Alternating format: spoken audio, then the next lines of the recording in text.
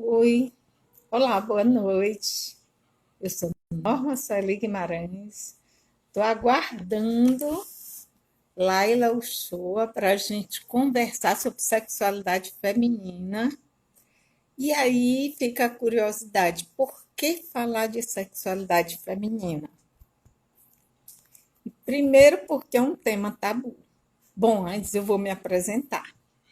Eu sou jornalista, sou feminista, diretora de teatro do Oprimido, com 22 anos de experiência e formanda em biodança. E a gente vai falar sobre sexualidade feminina, estou aguardando a Laila entrar, que é exatamente para a gente falar sobre esse tabu, porque é um tabu.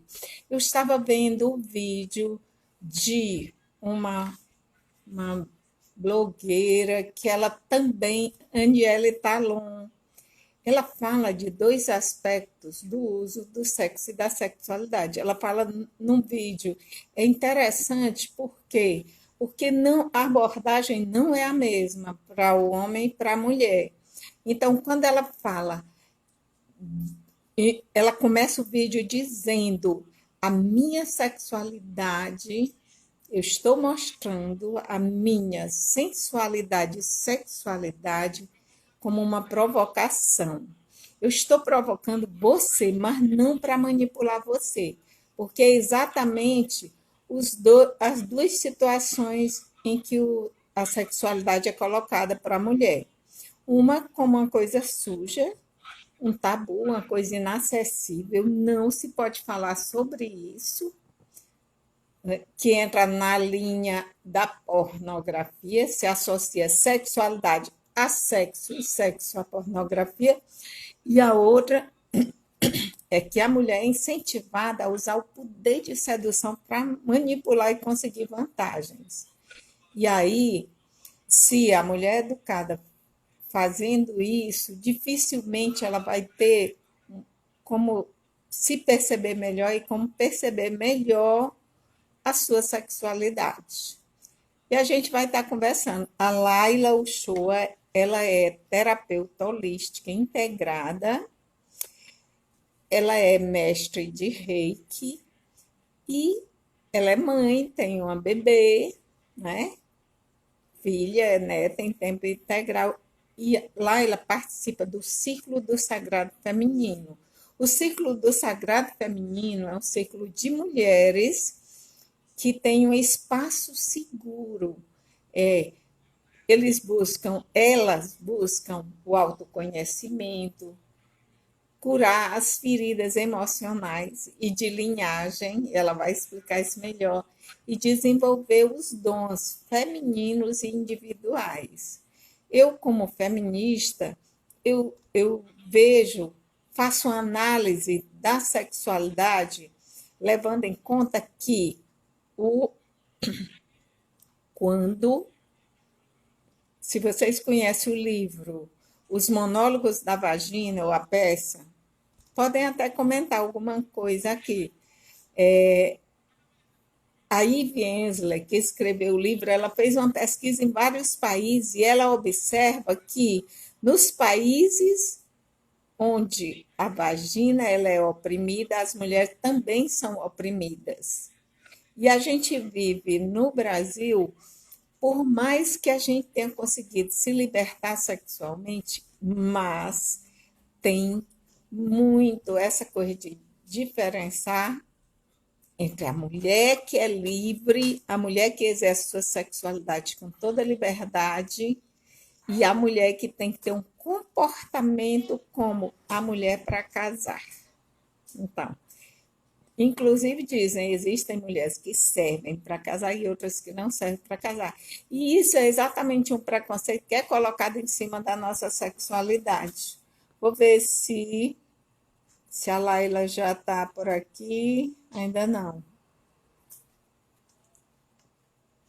Vou conversar com ela aqui, vou chamá-la aqui no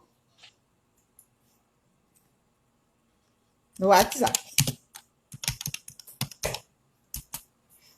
Bom, mas enquanto isso, eu vou apresentar para vocês o livro. Eu sou formanda em biodança. E a biodança, ela trabalha 5 linhas de vivência. A biodança não é uma dança qualquer, nem é uma dança coreografada. É a dança da vida que ela desenvolve os nossos potenciais de vida que nós temos e que à medida que a gente vai crescendo, a gente tem na infância todos os potenciais de vida e à medida que a gente cresce de acordo com a educação, muitos vão sendo bloqueados. E a Bethânia Moura, Maria Bethânia de Moura, que é a escritora do livro A Roda das Deusas, ela trabalha a biodança com a mulher exatamente nessa busca de você perceber e reconhecer o arquétipo das deusas. Então, vou falar quem é Maria Bethânia. Ela nasceu na cidade de Crato, é graduada em Ciências Econômicas pela Universidade Federal do Ceará, aposentada pela Caixa Econômica, onde trabalhou durante 30 anos ministrando cursos na área de educação, gestão de pessoas e desenvolvimento organizacional. Então, ela coordenou por 3 anos a Comissão de Responsabilidade Social e Gestão da Diversidade no Ceará. Eu também fiz isso aqui no Piauí. Eu fui coordenadora da Comissão de Gênero aqui no Piauí. E aí ela trabalha o quê? Ela é didata em biodança desde 92 e trabalha na Universidade Biocêntrica, também trabalha com grupos de mulheres e na comunidade exatamente sobre a biodança. Ela trabalha a biodança ligada à mulher, para a mulher se descobrir, se perceber melhor e perceber, principalmente em todas as linhas, que são 5 as linhas da biodança. É a vitalidade, a sexualidade, criatividade, afetividade e a transcendência. Nessa ordem, as que onde há mais bloqueio, as que estão à frente, onde tem menos bloqueio. Então, veja que a sexualidade está em segundo lugar. A vitalidade é o ímpeto vital, é a energia que a gente tem para a vida. A sexualidade está em segundo lugar. A criatividade vem depois, que também é muito bloqueada, e a afetividade, ela vem em penúltimo lugar, ou seja, a afetividade ela é muito, muito bloqueada nas pessoas. E aí, por fim, vem a transcendência, que a transcendência não é tá voltado para a religião, mas está voltado para o que você acredita e para a natureza, para a totalidade, para você estar com o outro, para você ver a totalidade nos outros, nas outras pessoas e na natureza. E é muito lindo o princípio biocêntrico e a biodança. Eu vou ler um trechinho aqui que como a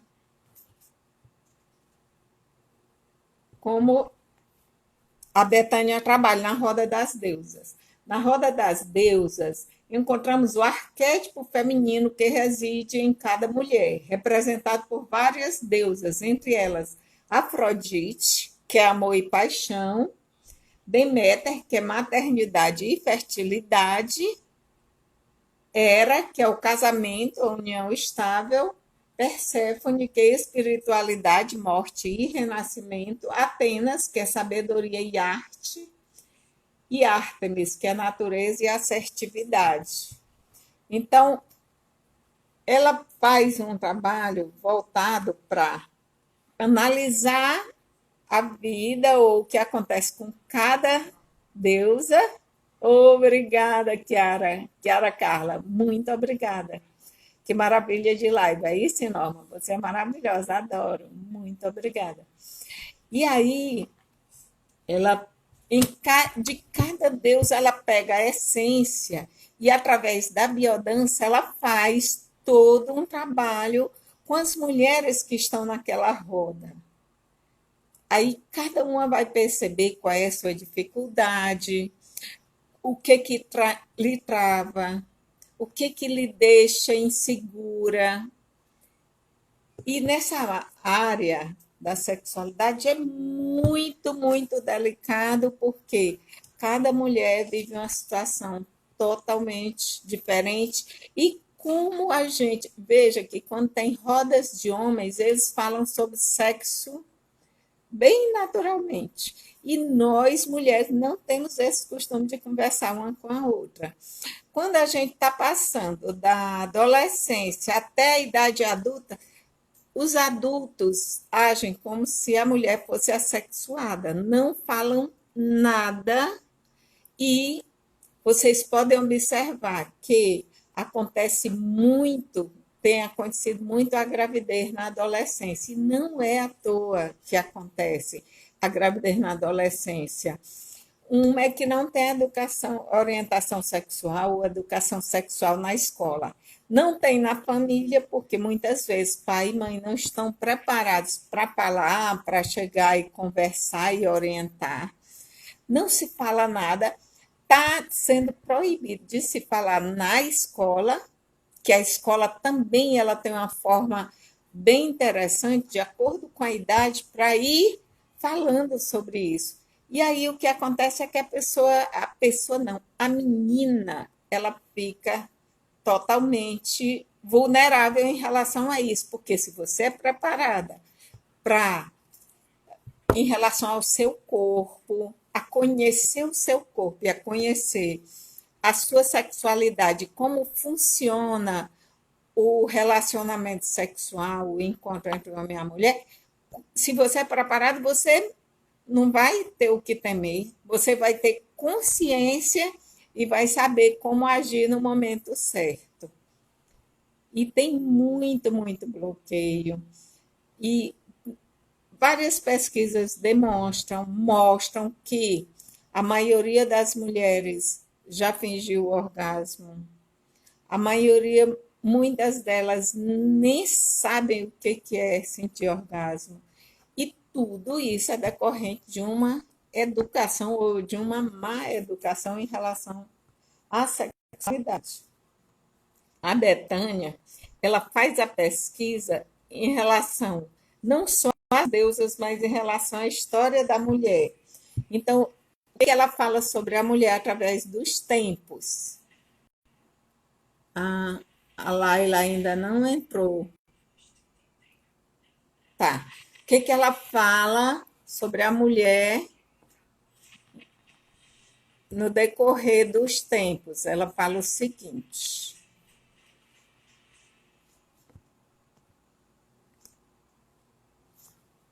Ela fala o seguinte: a história da mulher através dos tempos. Uma breve narrativa da história da mulher desde os tempos mais antigos e a sua conexão com o sagrado. Oi, Lúcia, tudo bem? Oi, Nanda. Oi, gente, sejam bem-vindos e bem-vindas. Então, nos primórdios, adorada como uma deusa ao longo dos séculos, esquecida pela história. Então, tem duas histórias sobre a mulher. Antes do patriarcado, que é o sistema machista, porque quando fala patriarcado, você pode pensar que é um sistema que protege, porque pai, patriarca, dá a ideia de proteção, mas de fato é um sistema que coloca nós mulheres em situação de inferioridade. E aí depois, antes do patriarcado, havia uma paz primitiva, inclusive leiam o livro da Regina Navarro Lins, A Cama na Varanda, e leiam também A Roda das Deusas, que fala sobre essa história. E que era o tempo nômade, era na passagem de nômade para o sedentarismo. Então, nesse tempo, não, o homem não sabia que era o pai da criança, as mulheres elas tinham os filhos e os filhos eram da comunidade. Toda a comunidade cuidava dos filhos, todos os homens cuidavam dos filhos. Por quê? Porque não tinha essa relação de sangue e não tinha propriedade privada e não é uma coisa depois passa a ser ligada à outra, mas nesse momento não. E aí, depois que ficam nômades, atribui-se à mulher a criação da agricultura, porque permanecendo no mesmo local, ela começou a plantar, e aí ela descobriu que podia fazer isso, que foi o caso da criação da agricultura, e como o homem descobriu que ele é o pai da criança? Eles começaram a criar animais domésticos, criar ovelhas, por exemplo. E aí, quando eles separavam o carneiro das ovelhas, elas não engravidavam e não emprenhavam. E quando eles colocavam um carneiro no meio de 50 ovelhas, quase todas emprenhavam. Então, ele descobre duas coisas. Uma, que ele é que fazia a criança nascer, ele gerava a criança. E a outra é que bastava um para emprenhar 50. Não sei se daí vem essa poligamia masculina, mas, mas é, foi uma descoberta e aí tudo começa a mudar. Por quê? Começa o homem a trancar a mulher dentro de casa, ele saía para caçar e ficou como o provedor e a mulher ficava em casa cuidando dos filhos. E para garantir a paternidade, ele proibia a mulher de sair de casa, né? Ou a Laila não veio ainda, eu acho que alguma coisa aconteceu. É que ela tem uma bebê, deve estar com algum problema com a bebê dela, tá? Porque era para nós duas estarmos aqui. Pois bem, você quer participar, Lúcia? Quer participar aqui?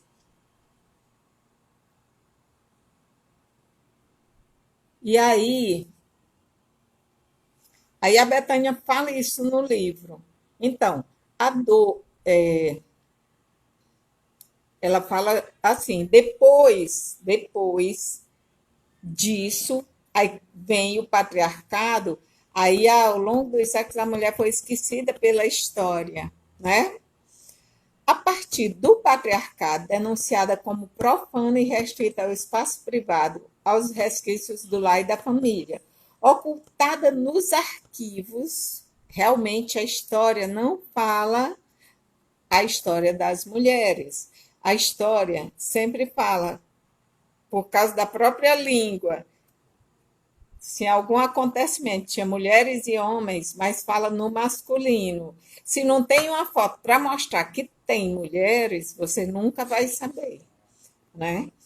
Aí foi ocultada nos arquivos, nos acontecimentos políticos, sem testemunhas oculares. Encontramos uma escrita onde é raro vislumbrar a presença feminina. Realmente, e agora tem muita pesquisa que está mostrando como tinha mulheres desde muito tempo, cientistas, matemáticas, muita coisa que a mulher fazia e não tinha visibilidade, continua não tendo, né? Por isso que a gente precisa estar falando sobre nós, está falando quem nós somos, o que a gente faz, né? Muito importante isso. Se voltarmos o nosso olhar para a carruagem do tempo, uma pergunta surge a nos provocar. O que teria acontecido com elas, tantas que nos antecederam? É muito importante vocês fazerem essa pergunta e pesquisarem, né? Qual fio teceu a história da mulher neste mundo proibido? A história da mulher, no que diz respeito à relação entre os sexos, sustenta-se em pilares erguidos por elementos de grande diversidade: o poder e a violência, o trabalho e a criação, a dor e o sofrimento, o amor e a sedução, que aí entra essa parte da sexualidade, né? E que a mulher, a sexualidade tem que ser desenvolvida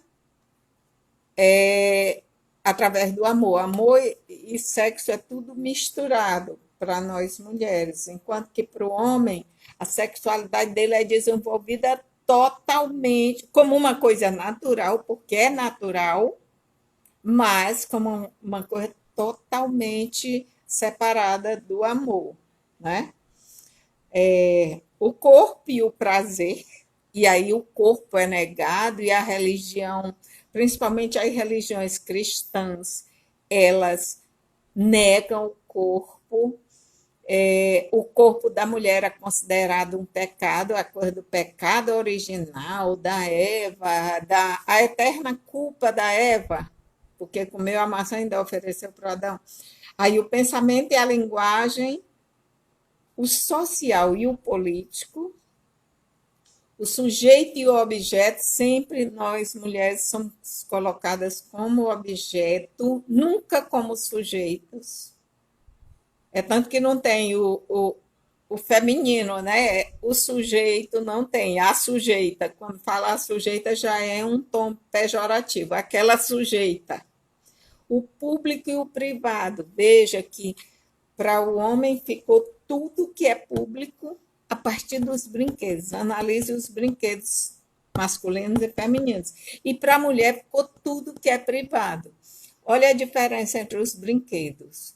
O brinquedo do menino tem a simbologia de velocidade, que é o carro, de trabalhar a coletividade, que é o jogo, o esporte, o jogo de futebol, de desafio, que são outros jogos que tem, e também o próprio carro, andar de bicicleta, correr na rua, subir em árvores, de desafio e de liberdade. Veja que os brinquedos para o menino, eles são tudo voltados para fora de casa. E os brinquedos da menina são tudo voltados para a responsabilidade, que é a casinha, a boneca, a maternidade. Então, a criança, antes dela aprender que sobre a vida, ela aprende a ser mãe, porque ela ganha uma boneca, a menina. E ela já vai crescendo com essa responsabilidade como se fosse uma obrigação. Só depois da pílula anticoncepcional é que a mulher ela passou a decidir quando queria ter filhos. Porque até então ela não tinha como decidir isso. E o, o, os brinquedos da menina são os mesmos até 15 anos, de 0 a 15 anos. Então, eles não são desafiadores. Brincar de casinha e brincar de boneca é brincar de responsabilidade. Não tem nada de desafiador aí. E aí, a gente está falando sobre sexualidade e tudo está envolvido. Porque a menina não é ensinada a saber nada sobre ela, sobre o corpo dela, e ela é sempre muito atarefada. Veja que desde pequena a menina já aprende a fazer as tarefas domésticas. E mesmo ela só estudando, mas ela tem algumas obrigações em casa. Então termina que ela fica sobrecarregada de tanta tarefa. E a Betânia, aqui na Roda das Deusas, ela fala o seguinte: é um complexo universo construído tendo como base a dualidade, a separatividade, a fragmentação, a opressão e o silêncio. E esse silêncio acontece até hoje, quando na relação, no casamento, quando acontece a violência psicológica, a mulher fica calada. A violência física, muitas ficam caladas. E a gente só vai saber quando já está numa situação muito mais difícil. Aí, a Betânia, para quem entrou agora, a gente está falando sobre a sexualidade, levando em conta o livro A Roda das Deusas, da Maria Betânia de Moura, que é cearense. E ela trabalha a biodança, trabalha com as mulheres através da biodança, procurando o arquétipo das deusas. Zequita, ou o homem é manipulador e a sociedade se adaptou por alguma razão. Oi, Darlas, tudo bem? Zequita exatamente a forma como é criado o homem e a mulher. Tem um filme, The Mask, A Máscara em que Você Vive, que é um documentário americano, norte-americano, que fala como é construído esse homem violento, como é construído o machismo nos meninos. É um documentário riquíssimo, porque ele se baseia em dados. Ele não é em achismo, não é em uma linha de pensamento sem o embasamento. E essa realidade, eles fizeram esse estudo lá nos Estados Unidos, mas é a realidade do mundo em relação ao machismo. E que o homem é dado todo o poder e é cobrado todo o poder ao homem para fazer isso que você está falando, ou para manipular, ou para se sobrepor, para oprimir. Aquele que não faz, que não segue esse padrão, ele é duramente criticado e ele fica isolado. E aí, você assiste o documentário que você vai ver o quanto que é forte isso. Então, o que a Betânia fala? Aí ela, em relação à deusa, olha só, antes existiam deusas. No período matriarcal, no período considerado matriarcal, que foi esse período que eu falei, existiam deusas. Inclusive, como é que sabem disso? Porque foi encontrado mais de 200 estatuetas de mulheres. Então, a mulher endeusada, a mulher é considerada mesmo a deusa e comparada a Gaia, a mãe terra. E aí, ela diz assim, aí a mulher foi destronada quando o homem descobre que ele é o pai da criança. Aí a Betânia diz, na era primitiva acreditava-se que a gravidez da mulher era um milagre das divindades ou dos antepassados, que a concebiam com a semente divina e se encarnavam em seus descendentes. O homem não possuía nenhuma interferência na fecundação. Isso explica as inúmeras cerimônias e rituais destinados à fertilidade e à colheita. Então, a mulher era vinculada à fertilidade e à colheita. A mulher exercia uma influência direta na abundância da terra e na geração da vida. No curso da história, uma grande revolução acontece na humanidade no período neolítico, 9.000 a 6.000 a.C., quando a humanidade passa do nomadismo ao sedentarismo. Inicia-se a época da caça, do plantio e da domesticação dos animais. O homem começa a fertilizar as terras com as sementes e a colher os seus frutos. Começa a perceber, então, a sua participação ativa na fecundação, aquilo que eu falei. E isso é social, é cultural, é a cultura do patriarcado e do machismo que coloca o homem como superior e a mulher como inferior. E se baseia em dois pilares. O controle da sexualidade da mulher e a divisão sexual das tarefas.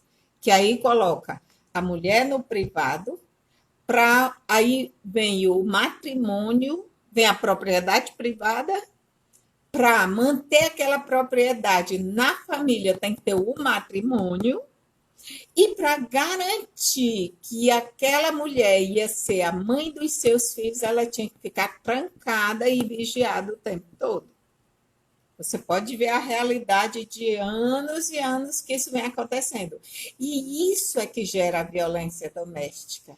E isso é que gera também o feminicídio. Veja que a maior parte dos feminicídios são ligados ao... A maior parte dos feminicídios são ligados à sexualidade, né? E aí ela fala o seguinte, que aquilo que eu falei, percebendo também que as fêmeas dos animais, quando isoladas, não procriavam sozinhas, né? Dessas duas observações, foi fácil descobrir o seu papel na procriação. E aí ela fala muita coisa, mas vamos lá para as deusas em relação à sexualidade. Vamos para a deusa Afrodite. A deusa Afrodite é a deusa do amor e do sexo. A deusa Afrodite. Vou ler aqui alguma coisa da deusa Afrodite, onde ela está. Que ela tem a deusa Hera, que é a que foi destronada. A Hera era a deusa sozinha. Depois Zeus casa com Hera e Zeus destrona Hera. Então, ela é a deusa destronada, ou seja, ela representa a mulher que deixou de ser deusa. Aí depois ficou sendo um deus único, né? Porque a mulher se submeteu a minha aqui me dá tapa quando eu não limpo o chão. Pois é, a gente está explicando que não é uma questão de querer ou não querer, que a mulher é a pessoa mais vigiada do mundo, Deus aqui, tá? E quando a gente diz, então se você se submete é porque você quer. Não, não é. É um processo cultural tão forte que a mulher é envolvida sem desde a infância. Aí tu imagina mudar uma situação, uma realidade dessa. Nós, muitas, estamos mudando, mas precisa, principalmente os homens. Por quê? Você não precisa levar um tapa para limpar o chão se você sabe que é sua responsabilidade também a casa, cuidar da casa, né? Por exemplo, se o menino brincasse de boneca, vamos voltar aqui para o brinquedo. Então tira a boneca da menina? Não, dá a boneca para o menino também. Tira o carrinho do menino? Não, dá o carrinho para sua filha. Você dando um carrinho para sua filha, ela não vai ter medo de dirigir quando ela crescer. Sabia? Porque é simbólico demais o brinquedo.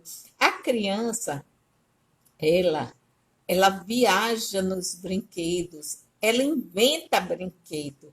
Aí, se tu dá um brinquedo que tem toda uma simbologia ou de submissão ou de liberdade, a criança capta essa ideia rapidinho. E tudo na vida dela vai sendo construído. Veja um filme, eu já falei do filme The Mask, e tem o filme Repense o Elogio. Sabe quais são os elogios que são dados para a menina, geralmente? É princesa, ela é uma flor, ela é uma boneca de porcelana. Tem coisa mais delicada do que isso? Aí, delicadeza no sentido de fraqueza. Porque ser delicada não deveria ser uma coisa ruim, tá? Muito bem, você limpa, varre, lava roupa e ainda põe. Eu não acredito. Só se eu ouvi-la falando aqui. Tá. Mas se isso acontece de verdade, é uma exceção raríssima, tá? Porque, de fato, o que acontece muito é o contrário. Acontece muito é com as mulheres, de fazer tudo dentro de casa e ainda sofrer a violência. Deixa eu pegar aqui sobre a deusa Afrodite. Então, olha só.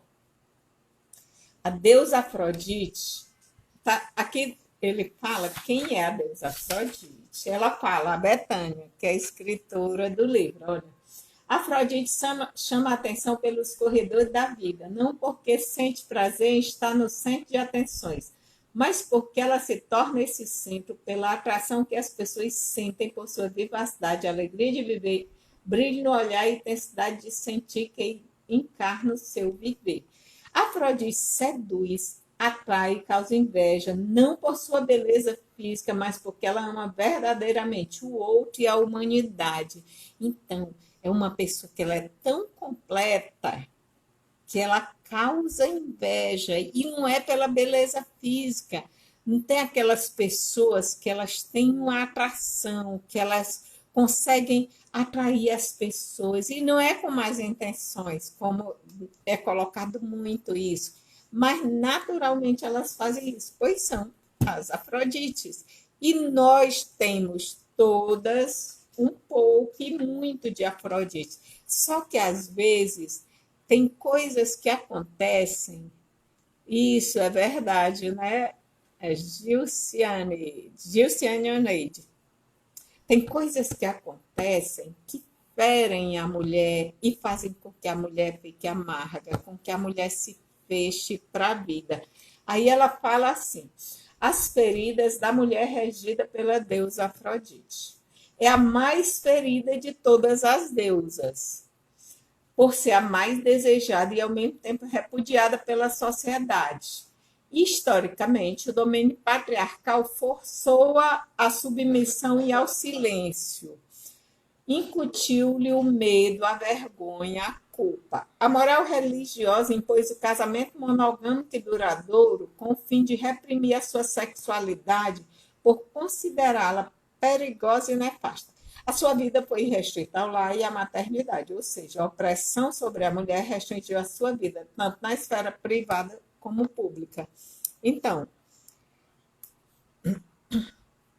a mulher Afrodite, ela, ela é atraída para o casamento para ser aprisionada. E o casamento não deveria ser sinônimo de prisão. Ele não é sinônimo de liberdade para o homem. O homem, mesmo quando casa, ele não sai com os amigos, mantém o futebol, mantém o barzinho. E por que não a mulher? Por que só a mulher que tem que ficar presa dentro de casa? Olha só como é simbólico e real, é real, essa história da mulher ferida, a mulher que é regida pela deusa Afrodite. E olhe só, a violência contra a mulher é a que mais tolhe o desenvolvimento da pessoa. Por quê? Quem sofre violência, essa mulher perde a beleza, perde a vontade de viver. E a beleza não é aquela beleza física de perde a vontade de viver, perde aquela alegria. E eu trabalho há muitos anos no movimento feminista e o que a gente percebeu ao longo dos anos é que tudo que fez aquele homem se apaixonar por aquela mulher, ele tenta tirar depois. Aquele homem machista e aquele homem violento. Não aquele homem que quer ver a pessoa crescer e que ama aquela mulher de verdade. Aí o que acontece? Ele tenta tirar o sorriso dela, a inteligência dela, a comunicabilidade dela, a alegria de viver que ela tem. Então veja como é pesado isso para nós mulheres. E a gente precisa ler, conhecer, ver filmes. Sim, o filme Repense o Elogio, como eu estava falando, ele mostra a diferença. Quando você vai elogiar um menino, você diz uma coisa, você diz é forte, é guerreiro, é inteligente. Quando você elogia a menina, você só diz que é princesa. Ela pode ser princesa, mas ela pode ser também inteligente, forte. E nós somos muito fortes. Eu agradeço vocês estarem aqui. Muito, muito obrigada, tá? Não deu certo a Laila vir, deve ter acontecido alguma coisa, mas foi tudo tranquilo. Um beijo, um abraço. Encerrar vídeo.